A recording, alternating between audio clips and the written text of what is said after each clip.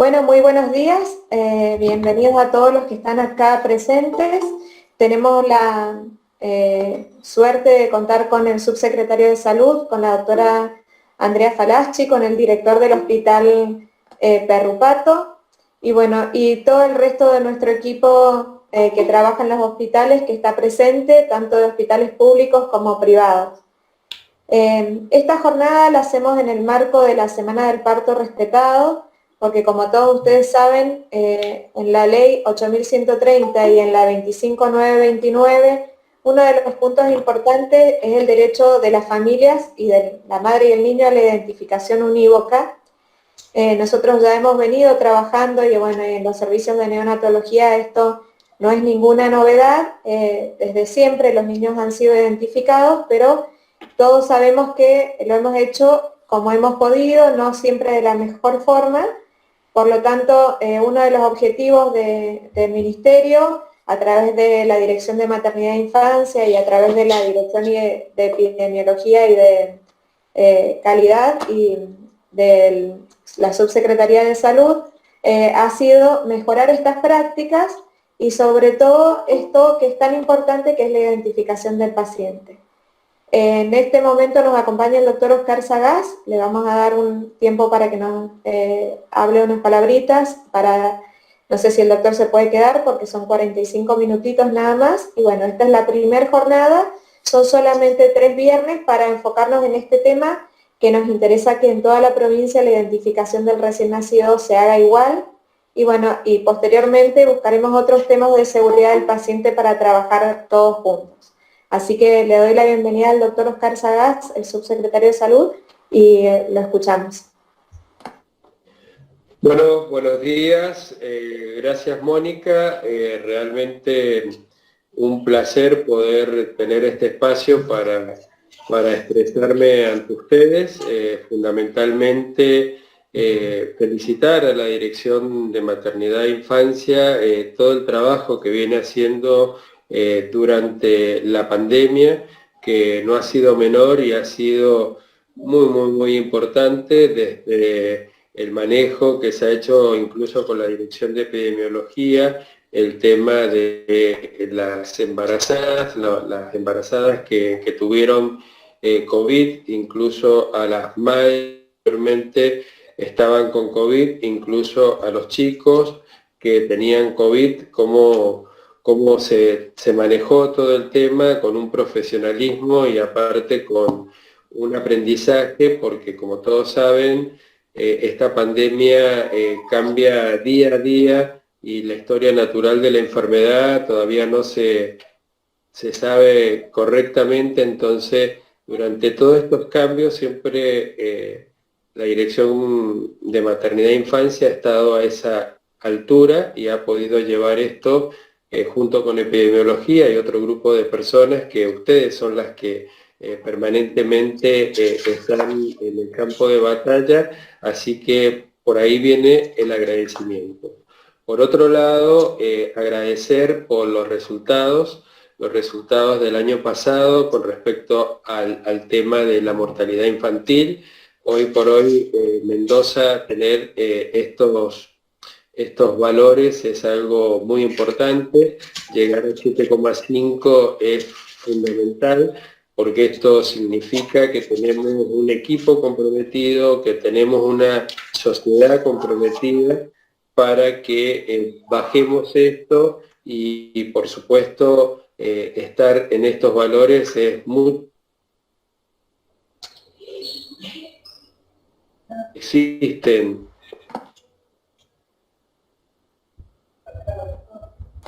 Se corta, Oscar. ¿Ahí me escuchan? Sí. Bien, y sabiendo que en la Argentina existen muchas inequidades, hay que cortar un poco estas brechas y creo que esto es un trabajo de todos. Por otro lado, también agradecer por el esfuerzo que hacen día a día, tanto por las madres como los hijos en la pandemia y la atención que han tenido, que realmente es todo producto del trabajo de ustedes. Por otro lado, también quiero recordar, y que me parece bueno hacerlo en este momento, insistir que el binomio madre-hijo se siga manejando como está haciendo en los lugares que están categorizados y según a dónde correspondan, que sean de útero a esos lugares. Para eso hicimos esta categorización, que realmente también ha sido un ejemplo a nivel nacional y hay que seguirlo manteniendo porque si bien lo tenemos en la parte privada, a la parte pública, de la parte pública a la parte privada. Y por otro lado, nosotros, como decía Mónica, ya veníamos trabajando en el tema de identificación de pacientes y estas 3 jornadas van a ayudar para mejorar algo tan importante como es esta identificación del binomio madre-hijo, así que creo que es algo que nos va a enriquecer mucho a nosotros y fundamentalmente con resultados positivos para la familia fundamentalmente. Y bueno, y en la semana del parto respetado, bueno, seguir con esto.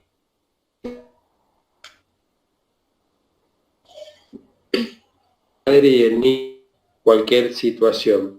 Así que de mi parte, nada más que agradecimientos y vuelvo a insistir porque ha sido un equipo que viene trabajando muy bien desde hace muchos años y ustedes son protagonistas de estos números que hoy por hoy reflejan lo que se está haciendo en nuestras maternidades, lo que se están haciendo con las embarazadas y con los niños. Así que desde ya, muchísimas gracias, espero que aprovechen todo esto y los dejo porque sé que tienen muy corto tiempo. Gracias. Muchas gracias, doctor Sagaz.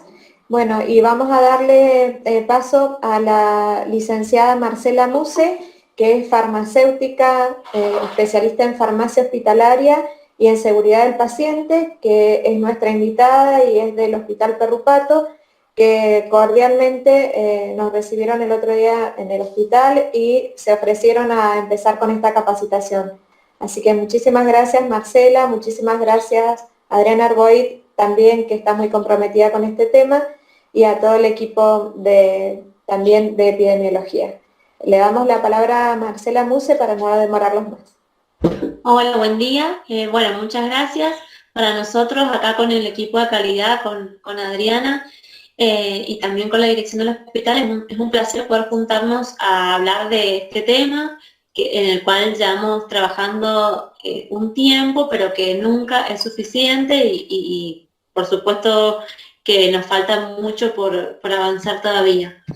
La idea de nosotros es juntarnos 3 viernes, como ya saben.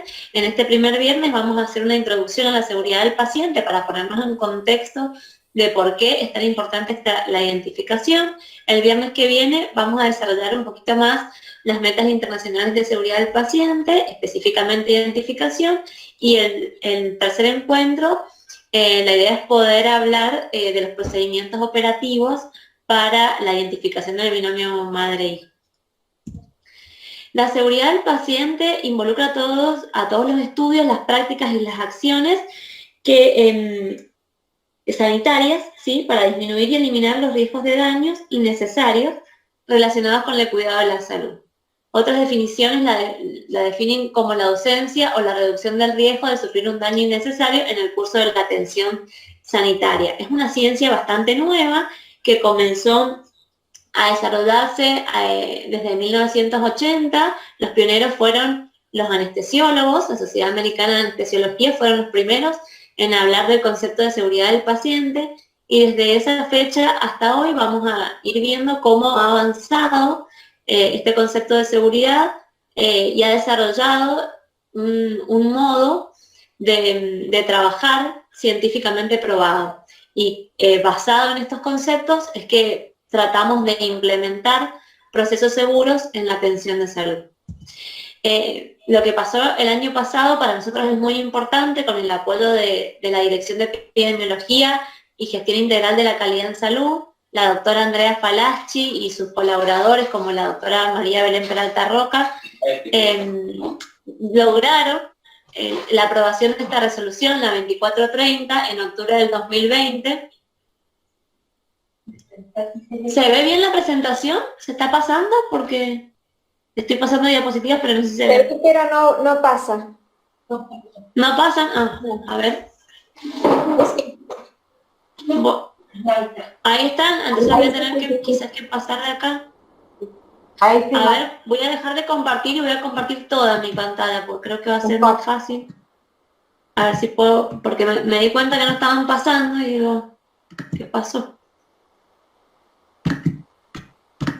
Voy a compartir toda mi pantalla y ahí, ahora seguimos.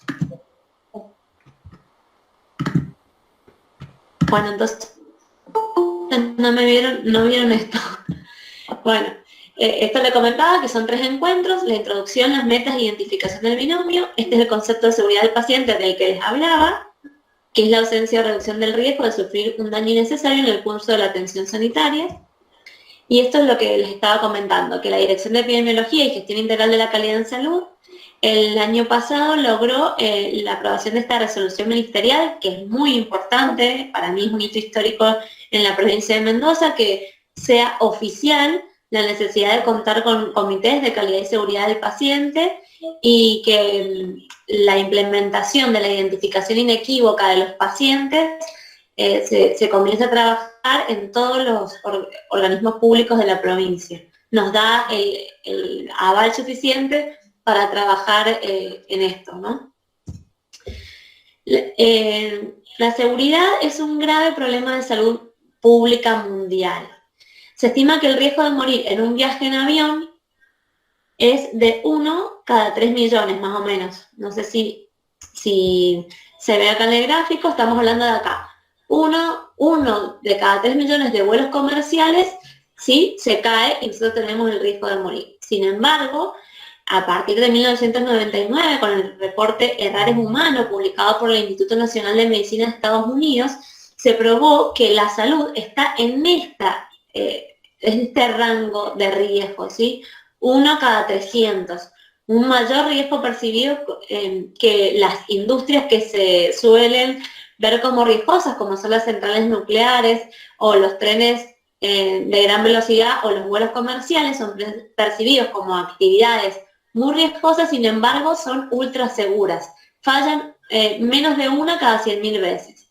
Y el sistema de salud está acá. La verdad que fue alarmante este reporte que se publicó en 1999 de Estados Unidos, que probó que la atención de salud está ahí, 1 cada 300, ¿sí?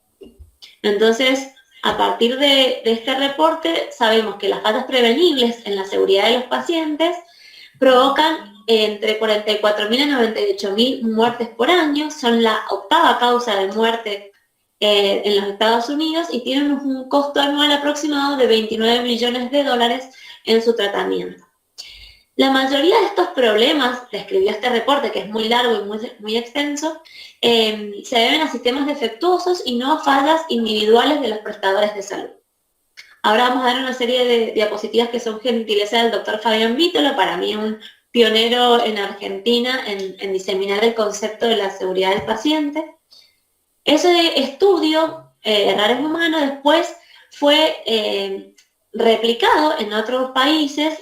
Argentina participó en el 2012 del estudio IBEAS y demostró que tenía un 10% de eventos adversos, de los cuales la mitad de esos eventos adversos son evitables. En el contexto del siglo XX hay algunas herramientas o algunos hitos que nos ayudan a mejorar nuestro desempeño y poder avanzar en la ciencia de la seguridad, como son el desarrollo de la psicología cognitiva y la ingeniería en factores humanos, que vino desarrollado después de la Segunda Guerra Mundial y comenzamos a entender cómo es que los humanos nos relacionamos y trabajamos en equipo. El desarrollo de la seguridad y la higiene hospitalaria con un foco en las mejoras en la infraestructura.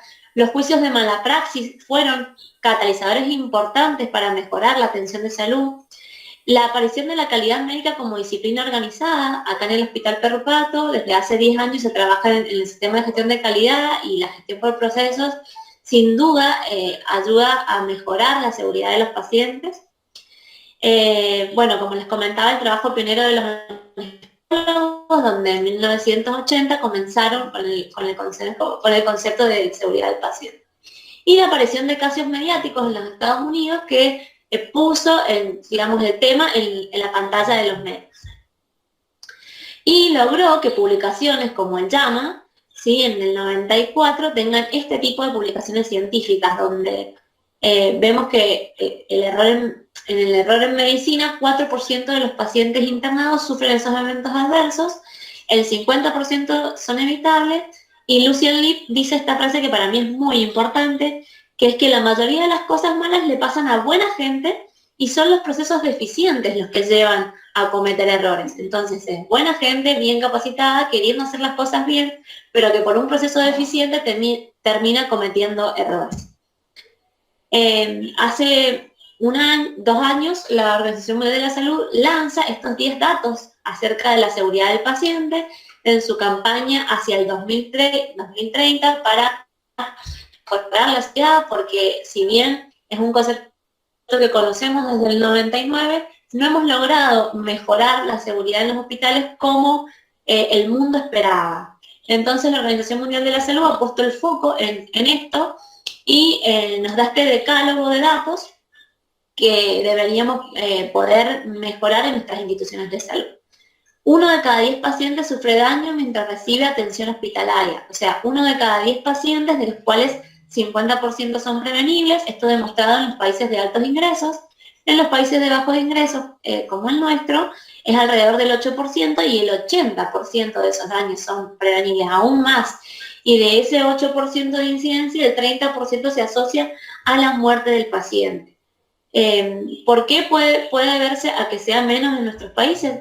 Puede verse a que los registros son, la verdad, que muy malos. Nuestras historias clínicas no son lo suficientemente completas para que al revisarlas podamos detectar los eventos adversos. Al contrario, tendemos a ocultarlos, a no decírselos al paciente, a no dejarlos registrados, a no trabajar sobre ellos. Entonces eso es muy importante porque nos baja la prevalencia y no es cierto. El segundo dato, los eventos adversos por falta de seguridad en la atención son probablemente una de las 10 causas principales de muerte y discapacidad en el mundo. Cada año se producen 134 millones de eventos adversos por falta de seguridad en la atención recibida en los hospitales de países de ingresos bajos, y 2,6 millones de ellos resultan en la muerte del paciente. 2/3 de esos eventos adversos se deben a falta de seguridad en la atención, y los años de vida perdidos ajustados en función de la discapacidad corresponden a los países de ingresos bajos y medios.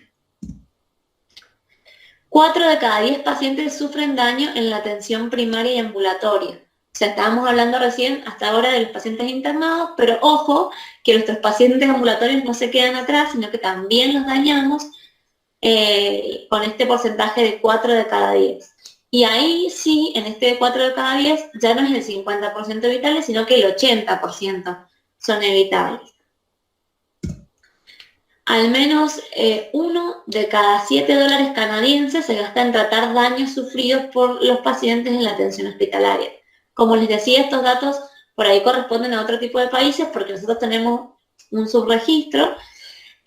Canadá es uno de los sistemas de salud, de los mejores sistemas de salud del mundo, y ellos registran que 1 de cada 7 dólares canadienses se gasta en tratar daños sufridos en los pacientes en la atención hospitalaria.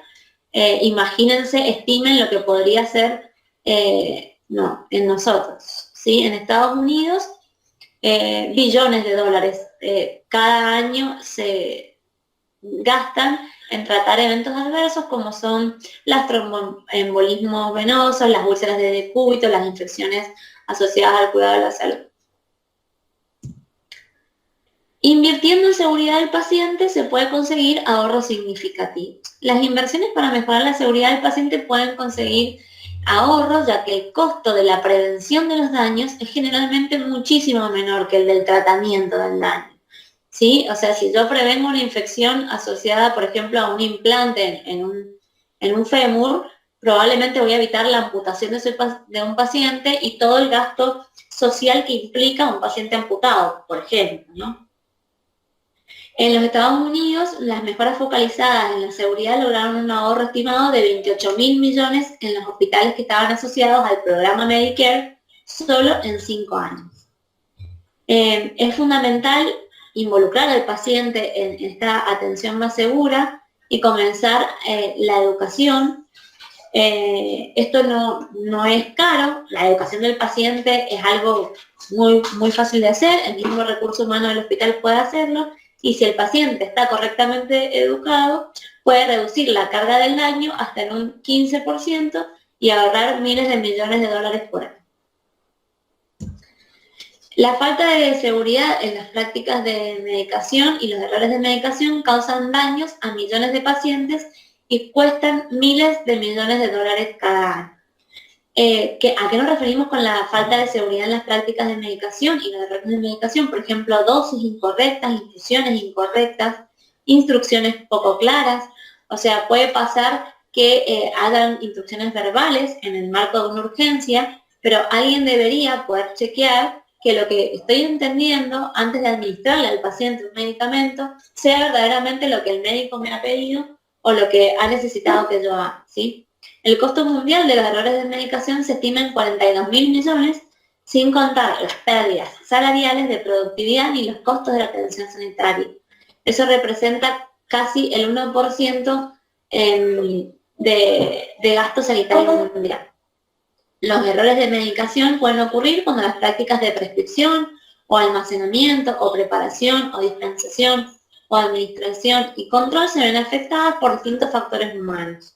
Para eso hace falta un equipo, sobre todo afianzado desde el farmacéutico clínico hasta enfermería en la administración, donde juntos pueden mejorar el proceso para evitar los errores de medicación, que son, de los errores publicados en el reporte de errores humanos, la tercera causa de muerte en el mundo. Los diagnósticos incorrectos o tardíos son una de las causas más frecuentes de daño a los pacientes y afectan a millones de ellos. En la atención ambulatoria, en Estados Unidos representan un 5%, en Malasia un 3,6%, pero del hallazgo que sale de las autopsias y de la revisión de historias clínicas, se estima que puede llegar a un 17% los errores diagnósticos y son los eventos causantes de daño en los hospitales que están asociados a mayor mortalidad. Los datos como les comentaba, los datos de nuestros países, de los países de ingresos bajos y medianos son escasos, entonces contamos con estos otros como Estados Unidos o Malasia que van publicando esos números. Las infecciones nosocomiales que pueden llegar a afectar al 10% de los pacientes hospitalizados, eso pasa en los países de ingresos bajos. En Estados Unidos y otros países de ingresos altos puede ser del 7%, pero fíjense que las personas infectadas por el Staphylococcus aureus meticilino resistente tienen 64% más posibilidad de morir que las personas por el Staphylococcus aureus no resistente. Y esa resistencia somos todos responsables, la atención ambulatoria y la atención hospitalaria. Independientemente del ingreso del país, los diferentes tipos de inversiones, entre ellas la higiene adecuada de manos, que es muy básica, puede reducir la tasa de infección hasta en un 55% y nos ahorraríamos muchísimas muertes y muchísimo dinero. Cada año mueren más de 1 millón de pacientes por complicaciones quirúrgicas. Casi 7 millones de pacientes quirúrgicos sufren cada año complicaciones significativas y 1 millón de esos pacientes mueren. Gracias a las mejoras en seguridad, como es la implementación del checklist de cirugía segura, las muertes relacionadas con complicaciones quirúrgicas han disminuido en los últimos 50 años, pero siguen siendo 2 a 3 veces más numerosas en los países de ingresos bajos que en los de altos ingresos. Y por último, de este decálogo de la Organización Mundial de la Salud, tenemos la exposición a la radiación con fines médicos, que es un problema de salud pública y de seguridad del paciente. ¿Cuántas veces le pedimos una placa al paciente porque viene en la guardia? Y si no se va con una plaquita hecha, un laboratorio hecho, o con un medicamento prescrito o recetado, parece que no lo atendimos. Entonces cada año se realizan en el mundo 3.600 millones de radiografías, aproximadamente un 10% de ellas es en niños, Se efectúan más de 37 millones de pruebas de medicina nuclear y 7,5 millones de procedimientos radioterapéuticos. En los errores de irradiación se ven implicados casos de sobreexposición, identificación errónea del paciente o de la zona irradiada. En una revisión de datos publicados durante 30 años sobre la seguridad de la radioterapia, se estimó que la incidencia es de 15 cada 10.000 tratamientos. Bueno, de todo este decálogo y del estudio que venimos haciendo en seguridad del paciente desde el 99 hasta ahora, se concluye que las 4 principales causas de errores en la atención de salud son la falibilidad humana, es decir, somos humanos falibles, tenemos que aceptar el error como parte de nuestra naturaleza. No es fácil, la verdad que a nadie nos enseñaron que nos podíamos equivocar y que eso era normal y que nos iba a pasar, pero una vez que uno asume el error como parte cotidiana de su humanidad, puede implementar digamos, medidas para disminuir. La gran complejidad de la medicina, no es un sistema lineal, no es directamente proporcional, no hay un único factor, ni siquiera 2 o 3, sino que son múltiples acciones sucediendo en un mismo paciente. Entonces es un sistema tan complejo que tiene mucha chance de error. Las deficiencias del sistema, que ni siquiera las vemos porque, como les comentaba, tenemos poco registro, entonces si no sabemos que nos estamos equivocando, ¿cómo lo vamos a mejorar? La verdad que tenemos que empezar por ver todo el iceberg que no estamos viendo. Y la vulnerabilidad de las barreras defensivas. ¿Qué queremos decir con esto? Que podemos diseñar un proceso con mejoras que permita que nuestro error no llegue al paciente. Y eso se denominan barreras defensivas o puntos críticos de control. Entonces, entender el error como una consecuencia de la falla del sistema es un concepto que James Reason, que es un psicólogo, publicó en 1999, después de Errores Humanos, donde hablaba de cómo la falta de capacitación, las carencias en la identificación del paciente, la discontinuidad de la atención, la falta de control de infecciones, del lavado de manos, la falta de guías clínicas y todas estas cuestiones como van a ir a impactar en esta prevalencia de error que describió el reporte de Errores Humanos. Y este es el modelo de Reason, el modelo del queso suizo. Plantea que cada feta del queso suizo es una defensa del sistema, ¿sí? La flecha roja sería el daño o el peligro o el riesgo de dañar, que cuando las defensas del sistema fallan, esos agujeros del queso suizo se alinean y un error puede llegar al paciente. Yo siempre pongo ejemplo, porque me es mucho más natural, el de farmacia, y podemos pensar que el primer proceso es la prescripción médica, por ejemplo, si estamos en pediatría o en neo sobre todo, que tenemos muchas comas, que tenemos pacientitos que tenemos que calcular dosis en miligramos kilo con distintas frecuencias de acuerdo a la edad gestacional de ese paciente. Entonces una coma o una calculadora mal puesta en la prescripción podría ser la primera falla y que el médico se equivoque. Entonces ahí tenemos el primer agujero. El segundo agujero podría ser la inexistencia de protocolos. No está protocolizado, por ejemplo, el tratamiento de las infecciones intrahospitalarias en el hospital. Y bueno, no estamos acostumbrados a poner siempre el mismo antibiótico. Esa falta de estandarización hace que tengamos que pensar más cada vez que tenemos un paciente y puede haber otro error, y ese es otro agujero del queso suizo. Puede pasar que el farmacéutico clínico no valide esa prescripción médica y no se chequee la dosis administrada al paciente y de farmacia salga el medicamento sin chequear la dosis y de nuevo ese agujero en el queso suizo.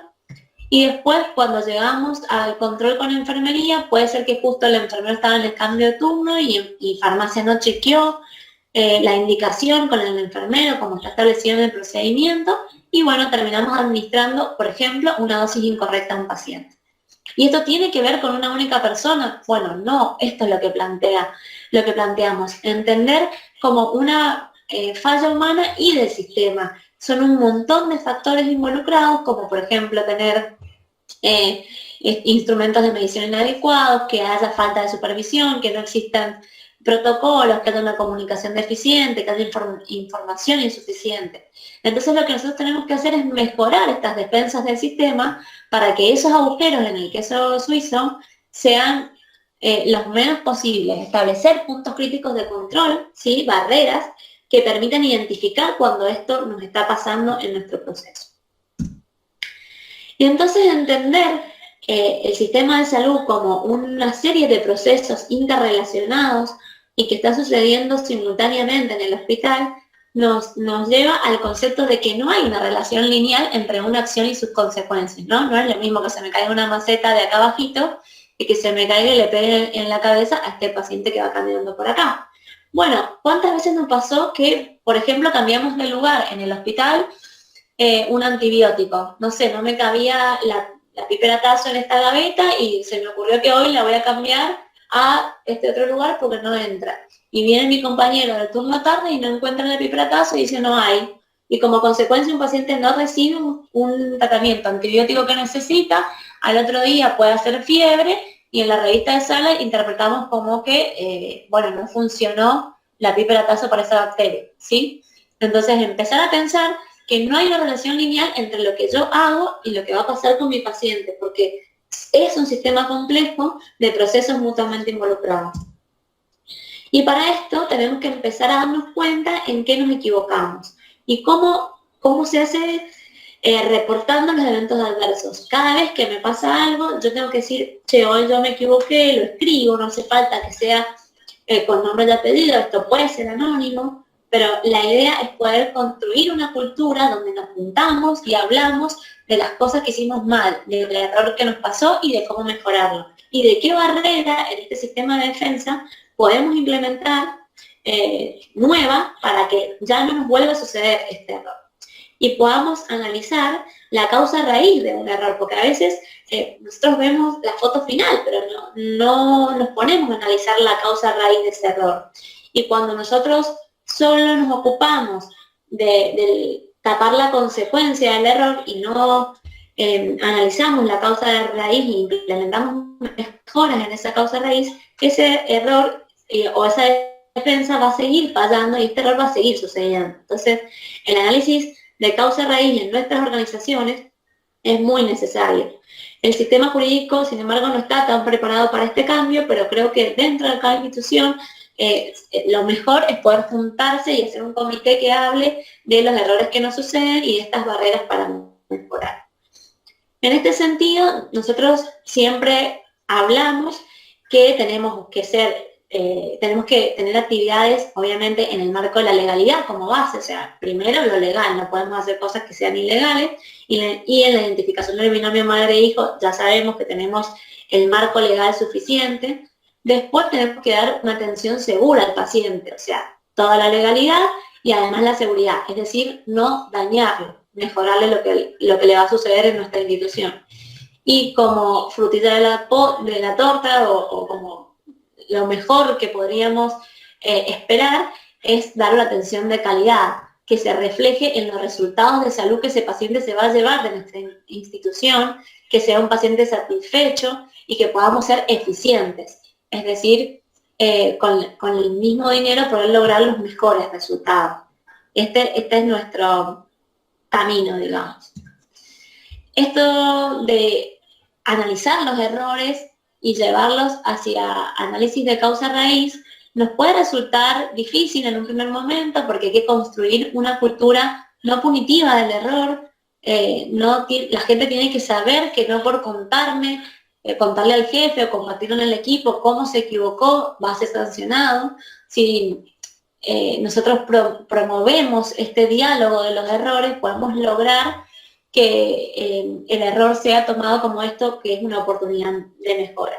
Ahora, si nosotros implementamos un procedimiento, nos pusimos de acuerdo, ya lo hablamos, lo probamos, un procedimiento quedó estandarizado y aprobado en el hospital que se va a hacer de una manera, capacitamos al personal para implementarlo y hemos probado que esa capacitación fue exitosa, ya cuando una persona no hace lo que hemos acordado que tiene que hacer, ahí sí puede caber una sanción, pero eso es mucho después, ¿sí? Nosotros tenemos que poder diferenciar el error humano de una conducta riesgosa y de una conducta temeraria. Y esto se logra con una cultura de seguridad institucional a través de el ejemplo, ¿sí? Los líderes institucionales deben poder tomar decisiones que impliquen que una conducta riesgosa no va a ser, digamos, permitida en la institución sin tomar una medida al respecto. Pero si es un error humano, va a ser comprendido y va a ser rediseñado el proceso para que esto mejore, ¿sí? Pero esa diferenciación me parece muy importante porque si no, por ahí nos confundimos en que cultura no punitiva significa que vamos a permitir hacer cualquier cosa o todo, pero no es así. Cultura no punitiva es consolar y hablar del error humano como algo que es asociado a un proceso complejo de atención de salud.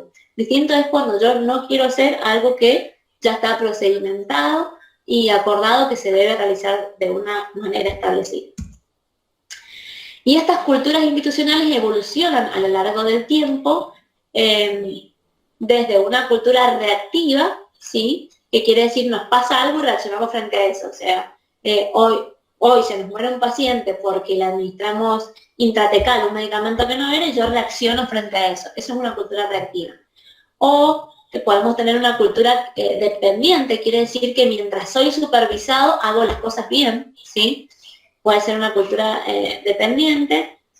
¿O qué sería lo ideal? Que pudiéramos mirar a esta cultura interdependiente del trabajo en equipo, donde cuido al otro, donde contribuyo a la red de seguridad de la institución y donde tengo orgullo y compromiso de pertenecer a ese equipo de trabajo conformado por todos los que participamos en la atención de un paciente en la institución. Esta es nuestra idea, la verdad que en Argentina, y dependiendo de la provincia, podemos ver que estamos en distintas partes de la cultura institucional. Dentro de nuestra misma provincia podemos ver distintas instituciones con diferentes estadios de esta cultura, pero ser conscientes que es un cambio cultural, que es un cambio de hábitos y que es un cambio a largo plazo, pero que tenemos que dar paso a paso y que poco a poco nos tiene que parecer natural este compromiso, esta condición de contribuir en una red de seguridad para el paciente. Por último, las metas internacionales de seguridad del paciente representan el foco principal para la mejora de la calidad y seguridad en la atención del paciente, según lo establecido por la Joint Commission, que es una organización internacional que se encarga de dictar los estándares bajo los cuales, si nosotros los cumplimos, seguramente nos va a ir mejor en la atención de salud. Estas metas son las que vamos a ver en nuestro próximo encuentro, se las menciono ahora y se las dejo para que les quede sonando. La meta 1 es identificar correctamente a los pacientes, la meta 2 es mejorar la comunicación efectiva, la meta 3 es mejorar la seguridad de los medicamentos de alto riesgo, la meta 4 es realizar el procedimiento correcto en el cuerpo, en la persona correcta y en la parte del cuerpo correcta. La meta 5 es reducir el riesgo de infecciones asociadas a la atención sanitaria y la meta 6 es reducir el riesgo de daño al paciente por causa de las caídas. Estas 6 metas son las que estudió la Joint Commission y nos dijo, si ustedes se enfocan en cumplir estas 6 metas en su institución, van a reducir drásticamente el error en medicina, que venimos hablando, que se reportó desde el 99, venimos reportando. Entonces, para el cumplimiento de estas 6 metas, nosotros vamos a arrancar por la 1, que es la identificación correcta de los pacientes en Mendoza, y vamos a desarrollar el próximo encuentro esas metas, y puntualmente, para el final, la identificación correcta del binomio madre. ¿Qué significa identificar correctamente a los pacientes? Antes de cada procedimiento yo debería chequear el nombre y apellido del paciente con el objetivo de mejorar la precisión en esa identificación para prevenir los errores en la administración de medicamentos, de sangre, de hemoderivados, porque puede llevar también a que le demos un niño equivocado a una madre, cosa que sabemos que esperamos en la neo ya no suceda, pero que ha sucedido y es lo que nos ha llevado a tener el contexto legal y normativo y procedimental que tenemos hoy, y que el uso de estrategias para la identificación correcta evita las equivocaciones. Para eso todo paciente debe utilizar la pulsera con al menos 2 identificadores, nombre completo, número de documento, fecha de nacimiento, número de historia clínica, nombre de la madre. La pulsera debe revisarse antes de cualquier procedimiento y el paciente debe hacer una confirmación verbal de su nombre si es posible, en el caso de Neo, obviamente que esto nada más para decirles esta frase de Einstein que a mí me gusta mucho, que es que todos somos ignorantes, aunque no todos ignoramos las mismas cosas. Bueno, dejarlos con eso y agradecerles su participación para vernos el próximo viernes para charlar de metas internacionales de seguridad. Contarles que nosotros trabajamos en el Hospital Perrupato, en el sistema de gestión de calidad desde hace 10 años. Se ha visto que en algunos países ya los sistemas de salud premian económicamente a los hospitales que cumplen con normas de calidad, pagando entre un 10 o un 5% más las atenciones de salud. Algunas obras sociales ya lo hacen acá en Argentina, y lo que se está viendo es que en Estados Unidos y en otros países más avanzados, directamente los errores o los eventos adversos ya no van a ser cubiertos por las obras sociales. Es decir, hoy tu paciente se agarra una neumonía asociada al cuidado de salud en la institución y va a correr por cuenta del hospital el gasto de salud. Y eso tiene un impacto porque, como siempre, el dinero mueve la mejora en el mundo, y esto está llegando acá a Argentina y nos va a ayudar a mejorar la calidad de atención de salud. Así que bueno, muchísimas gracias y estoy acá disponible por si hay alguna pregunta. Muchas gracias, Marcela. No sé si alguien quiere hacer alguna pregunta.